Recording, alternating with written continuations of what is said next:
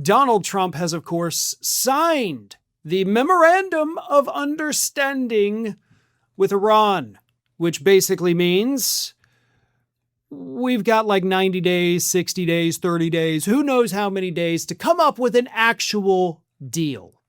And even though he attempted to hide what was in the memorandum of understanding and tell us that everything we've heard about it is a lie, the full text has come out. Everything we had heard about it is, in fact, the truth, including the $300 billion that we are giving to the country that Donald Trump attempted to decimate and, quote, send back to the Stone Age. So we're on the hook for funding that. But it's the conservatives that are the most pissed off because they view this as a complete and total surrender, which it is. If you read through the 14 points in this memorandum of understanding, which, I mean, I've got it all printed out right here. I'm not going to go through and read the whole thing. It'll take too long. But almost every point is the United States concedes. The United States will stop doing this. The U.S. is going to stop doing that. We're going to unfreeze all of your funds. We're going to lift all of the sanctions. We're going to tell other countries to lift all your sanctions. We're going to start buying your oil. And you still get to charge tolls for the Strait of Hormuz, which you hadn't previously been doing, but now you can. You're gonna not have a nuclear weapon, right? Okay, which they never did. So they don't really have to do anything other than find ways creatively to spend that $300 billion that Donald Trump and the rest of the regime told us, no, that's not happening, totally not, but it totally is. Here are some reactions from the conservative crowd. This is an American surrender, declared Eric Erickson. David Reboy said, so the memorandum of understanding is the same one that's been out for days, as many of us have known the whole time because we've been doing this for a while. And it's as awful today as it was all week. It's even worse than the Obama deal. Back then, we had to wait for Kerry to testify in front of Congress. These guys say it as if it's amazing. And conservative Charles Lister posted, holy moly, Iran's regime must be laughing. And they probably are. Because they got everything they wanted. Trump got nothing that he wanted.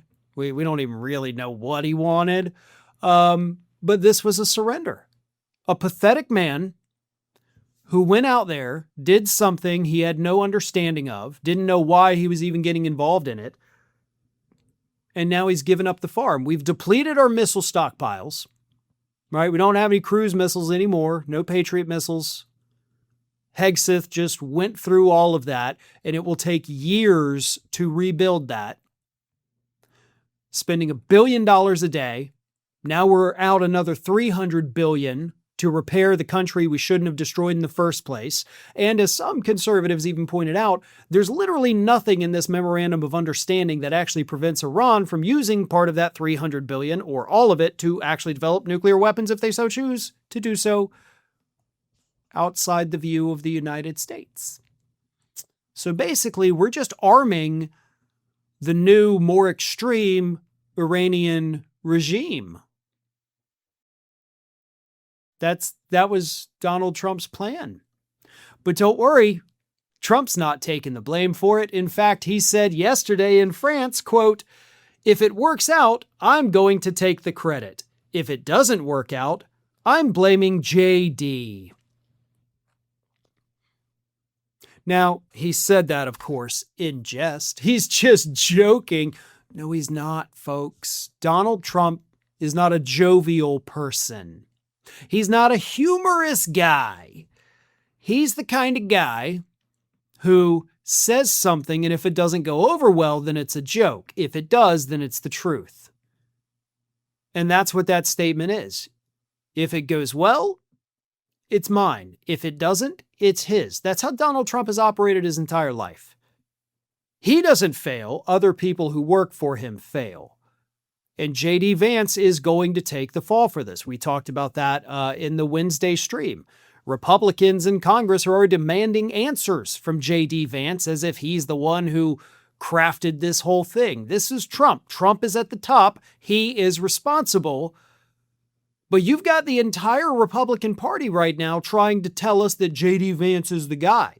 Yeah, he's part of the problem, absolutely. We're not going to let him off the hook either. But by God, Donald Trump is the man at top. He started this. He's the one who picked the delegation. I guarantee you he knew what was in this thing from the start. He probably dictated it because it's that bad.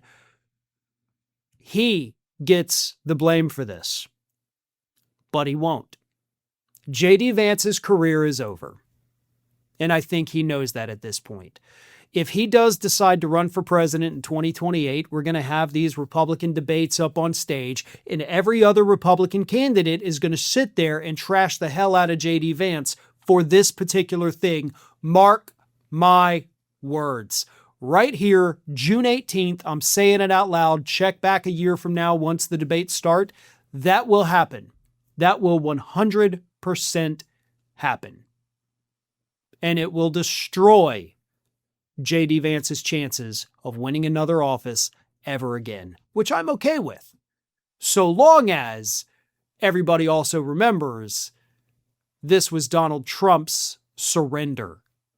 JD Vance is a part of it, but it's Trump's surrender. Thanks for watching, and if you are not already subscribed to the channel, please do so, and do not forget to like and comment and share widely among your friends.